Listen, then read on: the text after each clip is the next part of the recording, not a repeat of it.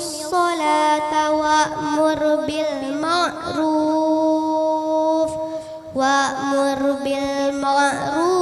وانه عن المنكر واصبر على ما أصابك إن ذلك من عزم الأمور ولا تصعر خدك للناس ولا تمشي في الأرض مرحا إن الله لا يحب كل مختال فخور صدق الله العظيم. Allahumma arhamna bil Quran. Namanya siapa sayang?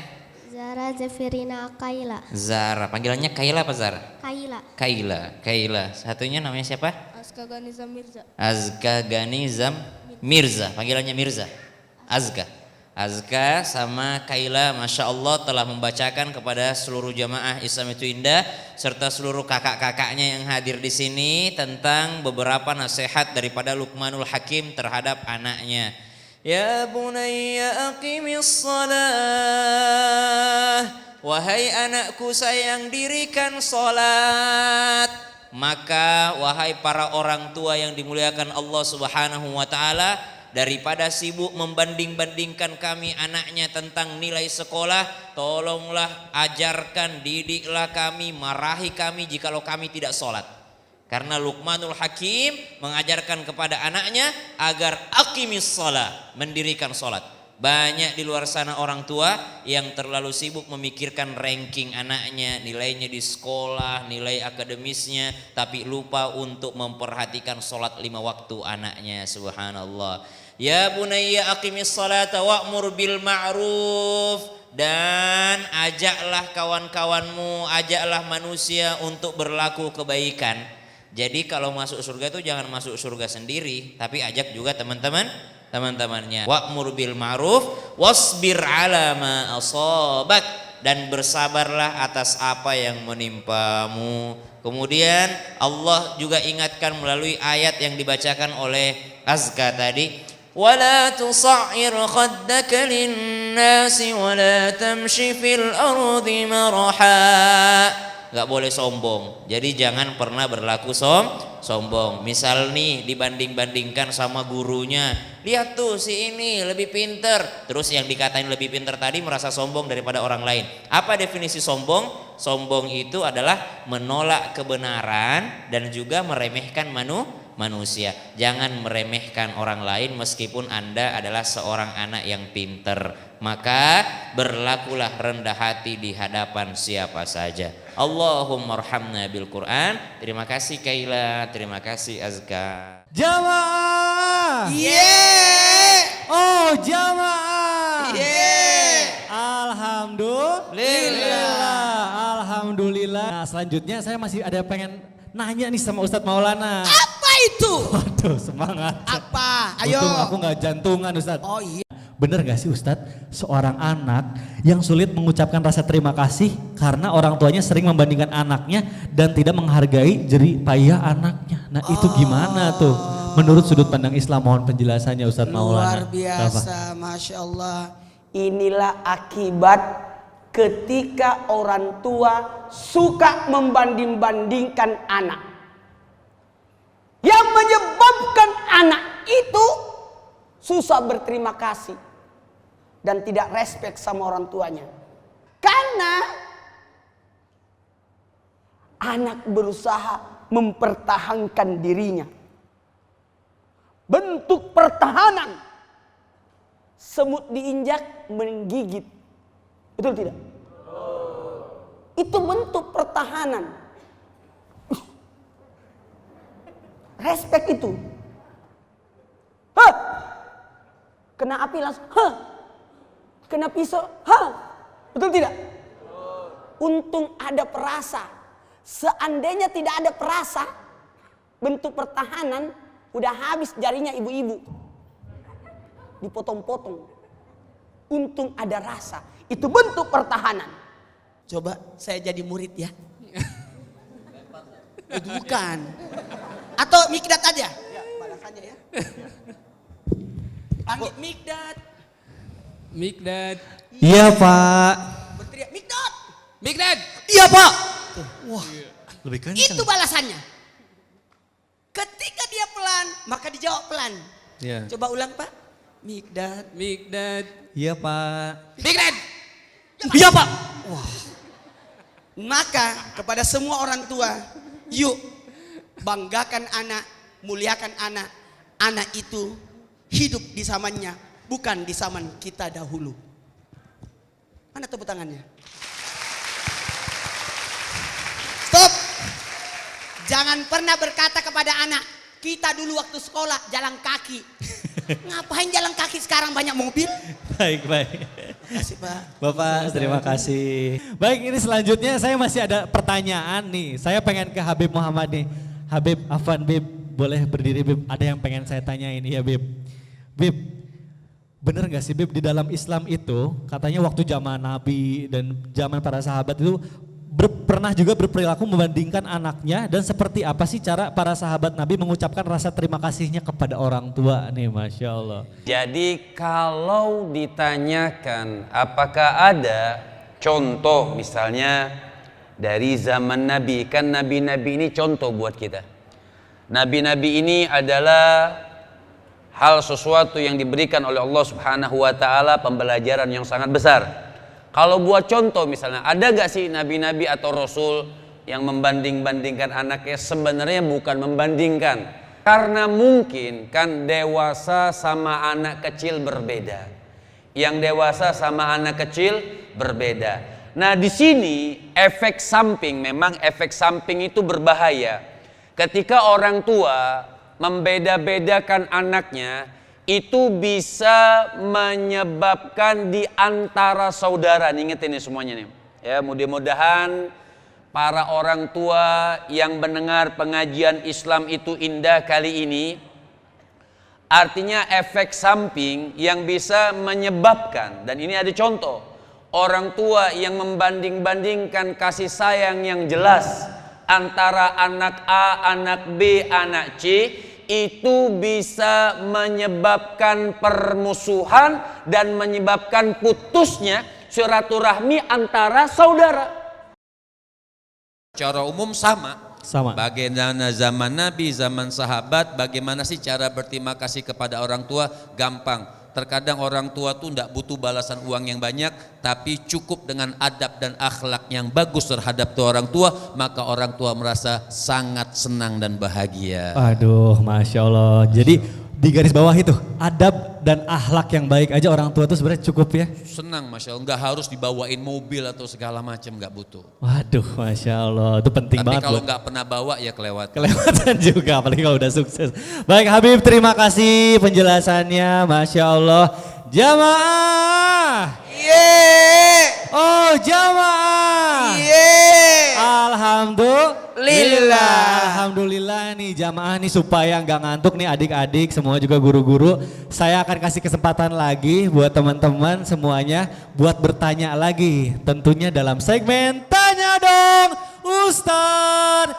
Kami semua tanya dong Ustaz. Baik, Masya Allah. Langsung aja nih saya kasih kesempatan, siapa yang mau bertanya lagi? Waduh, banyak banget, aku jadi bingung nih. Nah, saya kasih kesempatan dulu kepada Bapak Guru yang di belakang. Pak, boleh berdiri Pak ke depan Pak untuk menyampaikan pertanyaannya. Baik, Pak, dengan Bapak siapa? Mohon izin. Dengan Bapak Farhan. Baik, Bapak Farhan. Boleh kira-kira apa sih Pak yang pengen ditanyain nih sama guru-guru kita? Assalamualaikum warahmatullahi wabarakatuh. Waalaikumsalam warahmatullahi wabarakatuh. Mohon izin Pak Ustadz, bagaimana cara menghilangkan rasa gengsi kita sebagai orang tua untuk mengucapkan terima kasih kepada anak. Sementara kita lagi-lagi sebagai orang tua mewajibkan anak untuk mengucapkan terima kasih. Itu yang kadang terjadi seperti itu Ustaz. Demikian, terima kasih. Masya Allah, baik terima kasih Pak atas pertanyaannya. Insya Allah akan langsung dijawab sama guru kita Ustadz Maulana. Silakan guru. Jadi begini, berbicara tentang Kaget ya. supaya, mohon maaf ini singkat saja karena tidak bisa panjang, karena cuma 2 menit. Dengerin. Tidak akan ada kata syukur kalau tidak pandai berterima kasih. Terima kasih. 2, 3. Kalau cuma pintar terima, tidak ada kasihnya, dioperasi. Harus pintar berterima kasih. Maka mohon izin, orang tua itu kadangkala harus belajar sama anak-anak.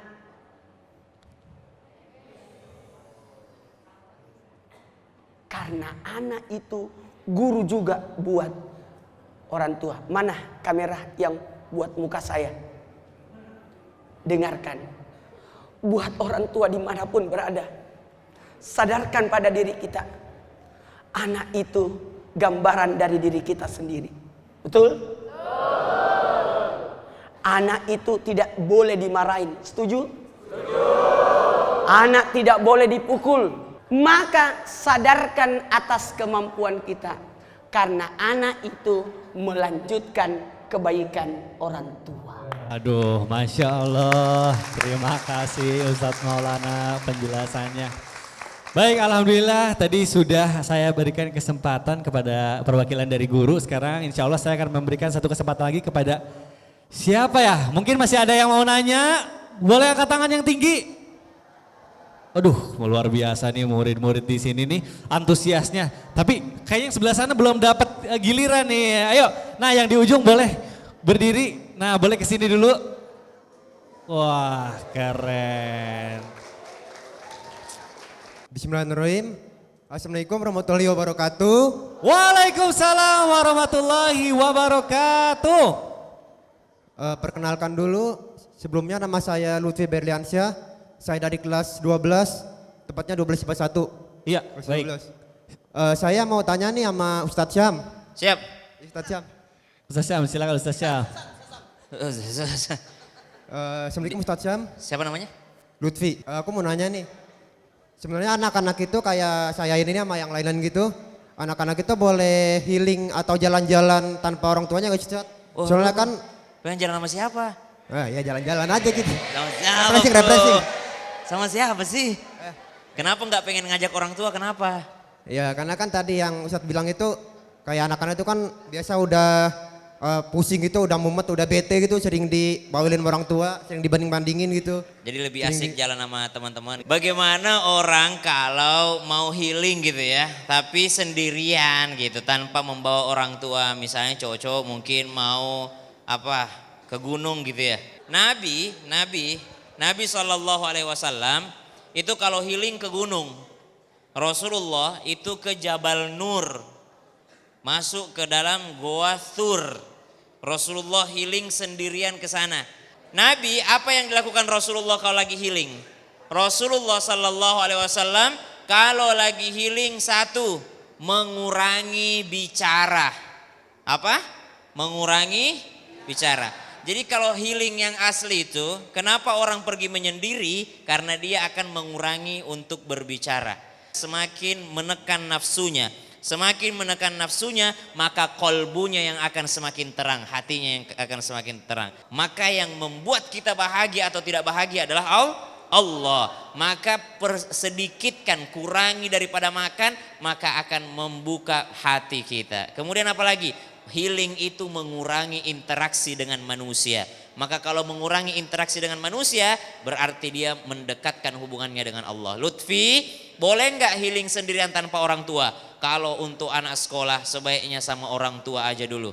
Nantilah kalau udah umur dewasa, kalau mau sendirian silahkan me time sendirian. Tapi kalau sekarang silahkan untuk bersama dengan bimbingan orang tua terlebih dahulu. Wallahu ta'ala a'lam.